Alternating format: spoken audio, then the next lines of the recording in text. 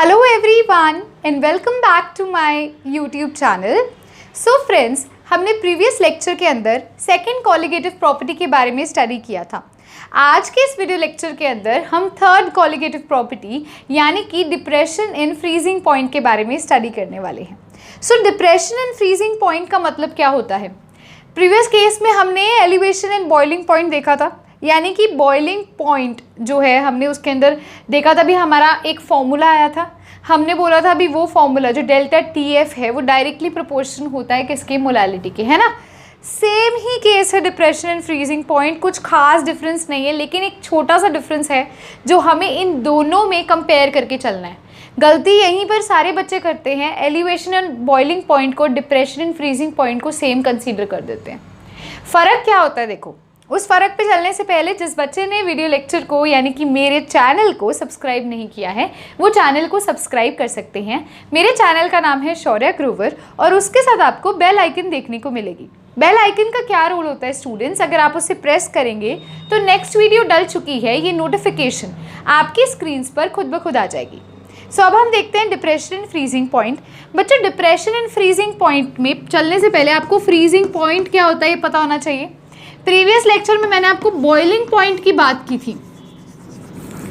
एक आपसे फिर से एक बार क्विक रिवीजन करते हैं। बॉइलिंग पॉइंट क्या होता है? जब हम लिक्विड को क्या करते हैं, जब हम सॉलिड को क्या करते हैं, मतलब कि आप ये देखो ना, हमने सॉलिड, लिक्विड, गैस, वाटर की 3 फॉर्म्स होती हैं। बॉइलिंग पॉइंट के केस में हम क्या करेंगे, एक लिक्विड लेंगे, उसको बॉईल करेंगे और वो गैसियस में चेंज होगा। यानी कि इक्विलिब्रियम किसके अंदर देखा जाता है? इक्विलिब्रियम देखा जाता है बिटवीन लिक्विड में और गैसेस में, क्योंकि बॉईल कर रहे हैं हम लिक्विड को और वो गैस में कन्वर्ट हो रहा है, तो एक इक्विलिब्रियम अटेन हो जाता है। तो जिस टेम्परेचर पे एक इक्विलिब्रियम अटेन होगा बिटवीन लिक्विड एंड गैस वो क्या कहलाएगा? बॉइलिंग पॉइंट कहलाएगा। ठीक है, या फिर मैं बोल सकती थी, मैंने इसकी डेफिनेशन आपको बोली थी, बॉइलिंग पॉइंट जो होता है वो 1 एटमॉस्फेरिक प्रेशर के जब इक्वल हो जाता है ना। हमने बोला था जब वेपर प्रेशर सॉल्यूशन का 1 atm के इक्वल हो जाता है तो वो भी बॉइलिंग पॉइंट है। किसी भी टर्म्स में आप इसे डिफाइन कर सकते हो, लेकिन बेसिकली ये एक इक्विलिब्रियम सेटअप होता है लिक्विड और गैसेस के बीच में, तभी हमने इसकी कर्व के अकॉर्डिंगली निकाला था। अब फ्रीजिंग पॉइंट क्या होता है? फ्रीजिंग पॉइंट होता है एक इक्विलिब्रियम अटेन हो जाएगा किन दोनों के बीच में। आपने किसी चीज़ को फ्रीज करना है, आप उस चीज़ को फ्रीज कैसे करोगे? पहले वो लिक्विड फॉर्म में था, आपने क्या किया, फ्रीजर में रख दिया और वो जम गया। उस जमने को ही कहेंगे ना भी फ्रीज हो गया। तो वो किस फॉर्म से किस फॉर्म में कन्वर्ट हुआ? वो लिक्विड फॉर्म से स्टूडेंट्स सॉलिड फॉर्म में कन्वर्ट हुआ, है ना। तो बॉइलिंग पॉइंट क्या होता था? इक्विलिब्रियम अटेन होता है बिटवीन लिक्विड एंड गैसेस, तो उस टेम्परेचर को कहते हैं boiling point. Similarly freezing point क्या होगा? द टेम्परेचर एट विच, एक ऐसा टेम्परेचर जब at which liquid and solid form both are in equilibrium, at which liquid and solid form both are in equilibrium. जब ये दोनों इक्विलिब्रियम में हो जाएंगे तो उस टाइम पे जो टेम्परेचर होगा वो क्या कहलाएगा? उसका फ्रीजिंग पॉइंट कहलाएगा। क्या कहलाएगा? फ्रीजिंग पॉइंट कहलाएगा। एक चीज़ और देखिए, वाटर के केस में मैं इसको ऐसे भी तो लिख सकती हूँ ना, H2O। अब मेरा क्या है, ये किसके बीच में इक्विलिब्रियम है? लिक्विड और सॉलिड में, तो ये ऐसे हो जाएगा। और ये प्रोसेस क्या होता है स्टूडेंट्स? ये प्रोसेस क्या होता है? एंडोथर्मिक रिएक्शन होती है या एक्सोथर्मिक रिएक्शन होती है? ये होती है एंडोथर्मिक रिएक्शन। तो डेल्टा H क्या आ जाएगा? इसका पॉजिटिव आ जाएगा। डेल्टा H क्या आ जाएगा? पॉजिटिव आ जाएगा। अब आपको मैं क्या दिखाने लगी हूँ? ग्राफ दिखाने लगी हूँ। जैसे हमने बॉइलिंग पॉइंट को कैलकुलेट किया था फेज डायग्राम की हेल्प से, उसी तरह से हम फ्रीजिंग पॉइंट को कैलकुलेट करेंगे और उसकी डेरिवेशन देखेंगे। तो इसके अंदर देखो, अब ग्राफ कैसे बनाना है, एक बार ग्राफ को रिवाइज कर लो।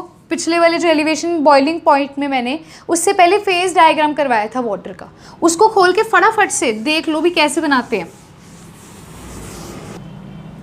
सो यस स्टूडेंट्स, अभी हमने देखी डेफिनेशन ऑफ फ्रीजिंग पॉइंट, यानी कि द टेम्परेचर एट विच, ठीक है, कौन सी forms, liquid form and the solid form both are in equilibrium, that temperature is called freezing point.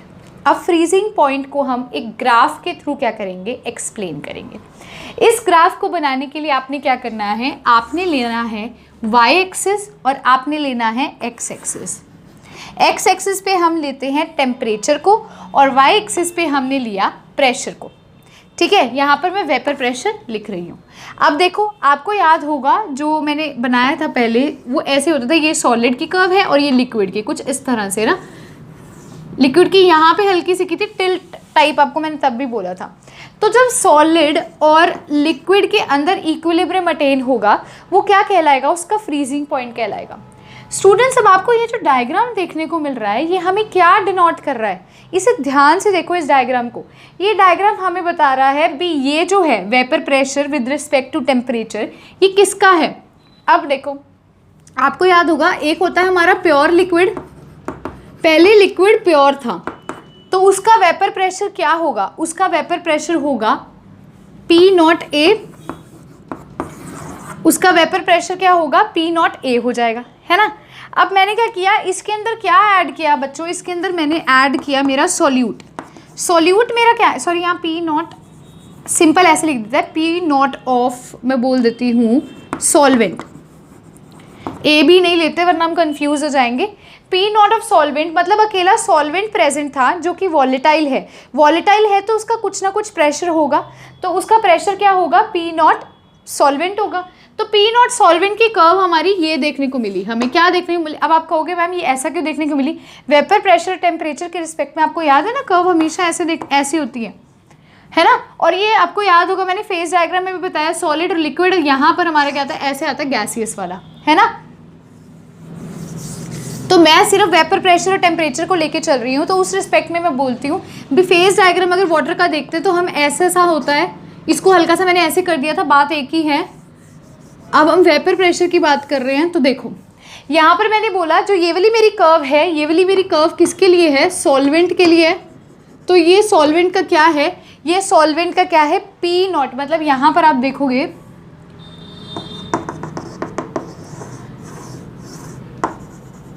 ये वेपर प्रेशर सॉल्वेंट का क्या होगा, तो उस टाइम पर जो टेम्परेचर कहलाएगा, उस टाइम पर जो टेम्परेचर कहलाएगा T0F कहलाएगा। T0F क्यों कहलाएगा, क्योंकि ये प्योर का टेम्परेचर है। ठीक है, इस वेपर प्रेशर पे P0 सॉल्वेंट पर क्या टेम्परेचर है, T0F है। यानी कि इकलौता सॉल्वेंट प्रेशर, मतलब इकलौता सॉल्वेंट प्रेजेंट था, तो टेम्परेचर क्या था, T0F था। अब मैंने बोला इसके अंदर मैंने सॉल्यूट ऐड कर दिया, वो भी कौन सा, नॉन वॉलेटाइल।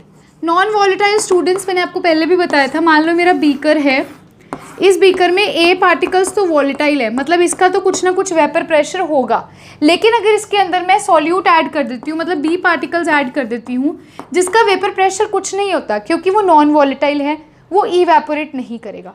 तो ये क्या करेगा, उसके प्रेशर को रिड्यूस कर देगा, क्योंकि ना तो मतलब वो अगर मान लो ये बी है, इसके नीचे ए है, तो ये ए को भी ऊपर नहीं जाने देगा, और जो पहले प्रेशर था उससे अब कम प्रेशर हो जाएगा, तो वेपर प्रेशर रिड्यूस हो गया।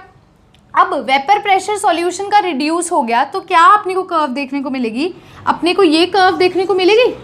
वेपर प्रेशर टेम्परेचर की कर्व कुछ ऐसे जाती है, तो अपने को ये कर्व देखने को मिलेगी। अब ये कर्व किसकी हुई स्टूडेंट्स, ये सॉल्यूशन की कर्व हुई, जब हमने क्या ऐड कर दिया, हमने उसके अंदर एक नॉन वॉलेटाइल सॉल्यूट ऐड कर दिया। ये कर्व है सॉल्यूशन की, ये कर्व है सॉल्वेंट की।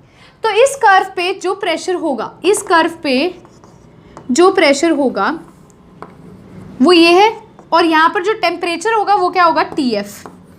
क्योंकि ये जो TF है, यहाँ लिख लेना, TF क्या है, सॉल्यूशन का टेम्परेचर, और T0F क्या है, प्योर सॉल्वेंट का टेम्परेचर, है ना। तो जब मैंने प्योर सॉल्वेंट का टेम्परेचर देखा तो T0F था, और अब मैंने देखा अभी जब मैंने सॉल्यूशन मतलब कि सॉल्यूट उसके अंदर ऐड कर दिया जो कि नॉन वॉलेटाइल है।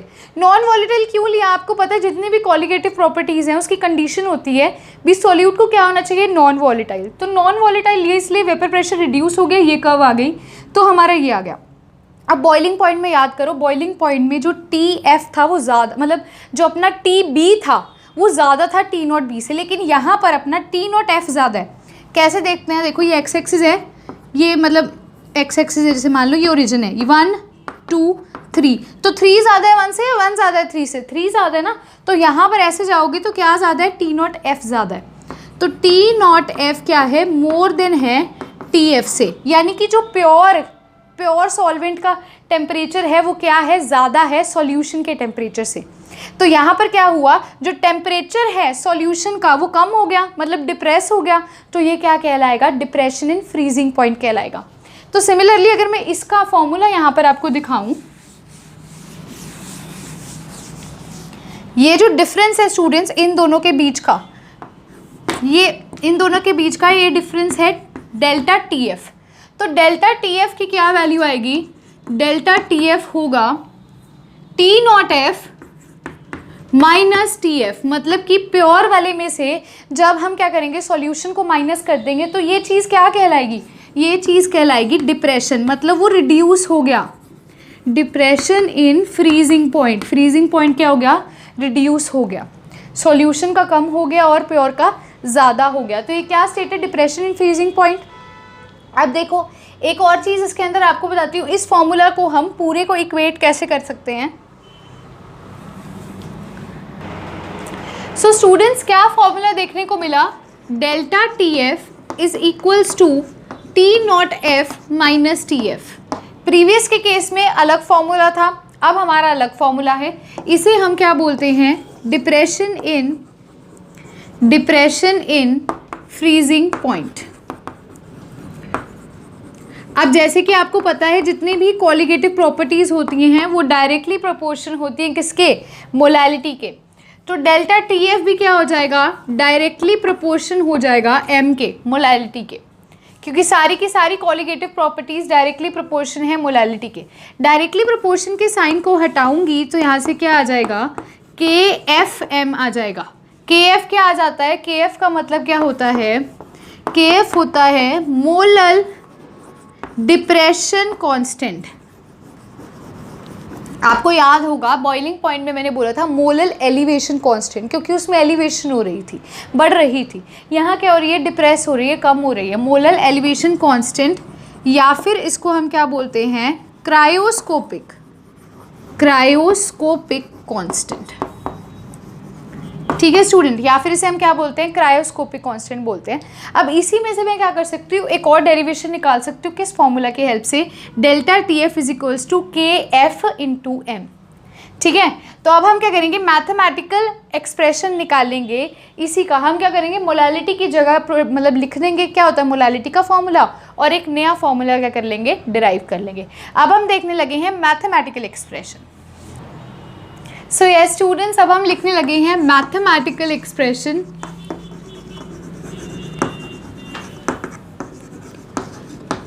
अब देखो आपको अभी फॉर्मूला बता के हटी हूँ। पहला फॉर्मूला हमारा है, फर्स्ट फॉर्मूला है delta TF is equals to T0F minus TF। Second formula आपको बताया बच्चों मैंने, delta TF is equals to KF into molality, है ना। अब इन दोनों को सबसे पहले रिलेट करते हैं, एक नया फॉर्मूला बनाते हैं। क्या फॉर्मूला आ जाएगा, डेल्टा TF दोनों को इक्वल पुट करो, T0F minus TF is equals to KF into molality. एक तो ये नया फॉर्मूला आ गया। जब आपको सॉल्यूशन का टेम्परेचर दे दिया जाएगा और जब आपको सॉल्वेंट का टेम्परेचर दे दिया जाएगा, प्लस आपको इनमें से कोई एक वैल्यू दे दी जाएगी और दूसरी पूछी जाएगी। एक तो ये फॉर्मूला होगा, एक इसी फॉर्मूला को आगे डिराइव कर लो या इसको डिराइव कर लो, बस मोलैलिटी को खोलना है। देखो इसको अगर मैं बोलती हूँ delta TF is equals to KF into molality. Molality क्या होती है बच्चों,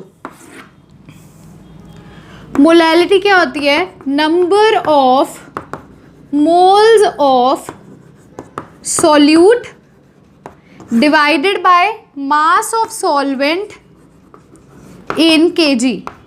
मास सॉल्वेंट का किस में, किलोग्राम्स में। ये होता है मोलैलिटी का फॉर्मूला। बस अब मोलैलिटी का फॉर्मूला पुट करेंगे। देखो delta TF is equals to KF into molality क्या, नंबर ऑफ मोल्स ऑफ, किसकी बात हो रही है, सॉल्यूट की बात हो रही है। मान लो मैं सॉल्यूट को A लेती हूँ तो Na/NB नंबर ऑफ मोल्स हो जाएंगे। गिवन मतलब नंबर ऑफ मोल्स क्या होता है, गिवन मास बाय मॉलिक्यूलर मास ना। तो गिवन मास किसका, सॉल्यूट का, bye molecular mass of solute divided by mass of solvent in KG, mass of solvent in KG. बस आपने क्या करना है, आपको कई क्वेश्चंस में मास दे रखे होंगे तो आपने ये फॉर्मूला लगाना है। अगर डायरेक्ट आपको नंबर ऑफ मोल्स दे रखे हैं तो यहाँ मोलैलिटी का नंबर ऑफ मोल्स डाल दो और वो फॉर्मूला लगा दो, नहीं तो नंबर ऑफ मोल्स डायरेक्ट लिख दो। ठीक है, तो इसे नोट कर लीजिए। अब हम करने लगे हैं कुछ क्वेश्चंस। सो यस स्टूडेंट्स, अब आता है क्वेश्चन। देखिए आपको इसी तरह के क्वेश्चन मिलेंगे कि कोई एक चीज़ आपसे पूछ ली जाएगी। सो क्वेश्चन को देखिए क्या है, find molar mass of solute. हमें सॉल्यूट का मोलर मास निकालना है। ठीक है, आगे देखते हैं। If 1 gram of a non electrolyte solute, solute का आपको गिवन मास दे दिया है। गिवन मास कितना दिया है, किसका, सॉल्यूट का। ठीक है, सॉल्यूट और सॉल्वेंट में कंफ्यूज मत होना। कितना है, 1 ग्राम। वो बोल रहा है मॉलिक्यूलर मास निकालना है सॉल्यूट का, मोलर मास निकालना है किसका, सॉल्यूट का। ठीक है, गिवन मास दे दिया। आगे देखो, इस सॉल्यूट को किस में डिसॉल्व किया है, इन 50 ग्राम्स ऑफ C6H6। यानी कि आपको क्या दे दिया है, मास दे दिया है ऑफ सॉल्वेंट, कितना दे दिया है, 50 ग्राम्स। ठीक है, आगे देखो, the decrease of freezing point of benzene is by 0.40 kelvin. यानी कि आपको डिक्रीज पहले ही दे दिया, अब आपको माइनस कुछ करने की जरूरत नहीं है, आपको उसने TF दे दिया है, डेल्टा TF। डेल्टा TF मतलब इतना डिक्रीज हो चुका है ना, कितना हो गया, 0.40 kelvin. The decrease is by 0.40 kelvin. अगर KF की वैल्यू उसने आपको दे दी है 5.12, तो मोलर मास निकालिए किसका, सॉल्यूट का। फॉर्मूला देखो क्या होता है, delta TF is equals to number of moles of solute, यानी कि given mass by molecular mass किसका, सॉल्यूट का, divided by mass of solvent किसमें, केजी में, इनटू KF से भी तो मल्टीप्लाई करते हैं तभी तो डेल्टा TF का फॉर्मूला बनता है। डेल्टा TF की वैल्यू क्या है, 0.40 इज इक्वल्स टू KF की वैल्यू क्या है, 5.12। इसको थोड़ा नीचे लिख देती हूँ यहाँ पे, 0.40 इज इक्वल्स टू KF की वैल्यू क्या है, 5.12 इंटू गिवन मास क्या दे रखा है स्टूडेंट्स, 1 ग्राम। मॉलिक्यूलर मास निकालना है। ठीक है, डिवाइड में आ जाओ। डिवाइड में क्या है, मास ऑफ सॉल्वेंट, सॉल्वेंट का मास कितना दे रखा है आपको, 50 ग्राम्स। लेकिन लेना किस में आपको, इसको केजी में, तो इसे 1000 से क्या कर देंगे, डिवाइड कर देंगे, है ना। तो अब देखो क्या बन जाएगा, इसको सॉल्व कर लोगे, इसको इधर ले जाओगे, क्रॉस मल्टीप्लाई कर दोगे तो क्या आ जाएगी, मॉलिक्यूलर मास की वैल्यू आ जाएगी। इसको कट कर दो, मॉलिक्यूलर मास को यहाँ ले जाओ, क्या आ जाएगा, 5.12 इंटू 20 बाई 0.40। इन दोनों के डेसिमल्स तो ऑटोमेटिकली कट गए। यहाँ से क्या आया, 512 इंटू 20 बाई 40, ये 2 पे कट हो गया, ये इस पे गया तो आएगा 256। क्या आएगा, 256। ये आपका क्या आ जाएगा स्टूडेंट्स, ये आपका आ जाएगा मॉलिक्यूलर मास, किसका आ जाएगा, आपका सॉल्यूट का आ जाएगा। वीडियो को पॉज करना है, इसे नोट करना है सारे को। ठीक है, मैं एक बार फिर से आपको इसे डिक्टेट करती हूँ।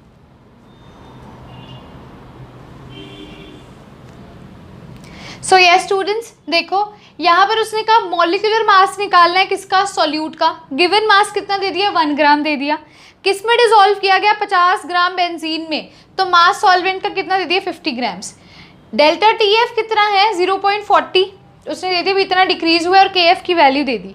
अब आप में से कई बच्चे बोलेंगे मैम आपने सॉल्यूट का भी तो ग्राम में दे रखा था, उसको भी केजी में करो। एक चीज़ देखो, गिवन मास भी ग्राम्स में, मॉलिक्यूलर मास भी ग्राम्स में, उनकी यूनिट्स तो खुद ब खुद कट जाएंगी ना, कट जाएंगे ना, इसलिए हमने उनकी यूनिट से नहीं लेना देना, हमें सिर्फ मास ऑफ सॉल्वेंट की यूनिट से लेना देना है।